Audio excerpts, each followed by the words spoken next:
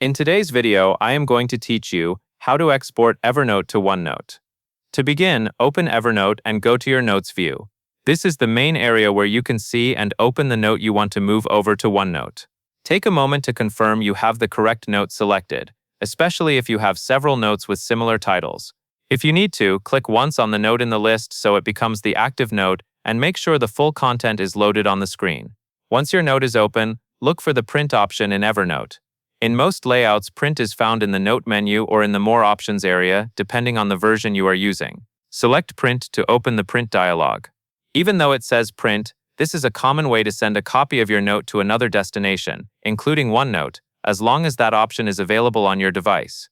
When the print window appears, focus on the printer or destination selection. This is where you choose where the note will be sent. In the list of available printers or destinations, choose the OneNote option. This step effectively routes the note into OneNote rather than sending it to a physical printer.